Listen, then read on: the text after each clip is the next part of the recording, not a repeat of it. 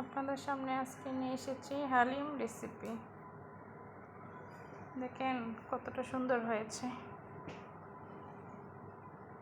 প্রথমে একটি বাটিতে হালিম মিক্স ঢেলে নিব। 1 লিটার গরম পানি হালিম মিক্সের মধ্যে ঢেলে ভালোভাবে মিশিয়ে নিব।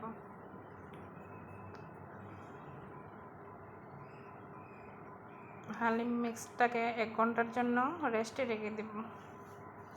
এখন একটা হাঁড়িতে তেল দিয়ে নিব। তারপর কতগুলো পেঁয়াজ কুচি দিয়ে দিব।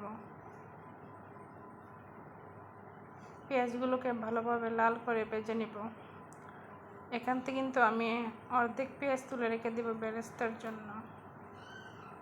তারপরে 1 টেবিল চামচ রসুন বাটা, আদা বাটা 1 চামচ, পেঁয়াজ বাটা,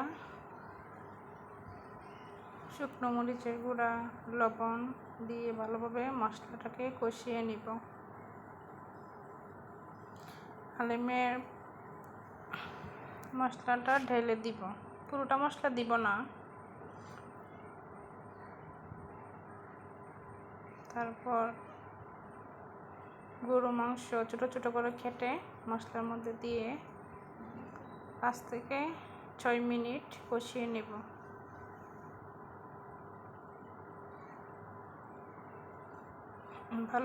ভালো করে সিদ্ধ হওয়া পর্যন্ত এটাকে রান্না করব। এবার পানি দিয়ে দিলাম। পানিটা ভালোভাবে বলক হওয়ার পর হালিম মিক্স ঢেলে দিলাম।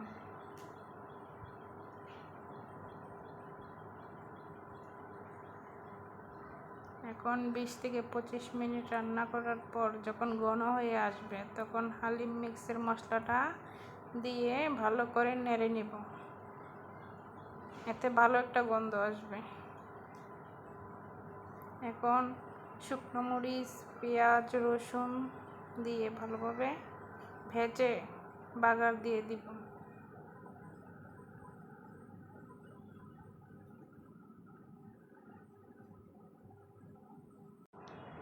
এখন একটা বাটিতে হালিম মিক্সটা নিয়ে নিব আর পেঁয়াজ বেরেস্তা,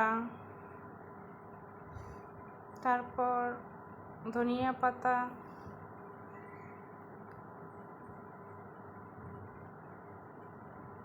লেবু দিয়ে আমরা হালিমটাকে পরিবেশন করব। দেখেন দেখতে কতটা লোভনীয় হয়েছে, খেতেও কিন্তু দারুণ হয়েছে।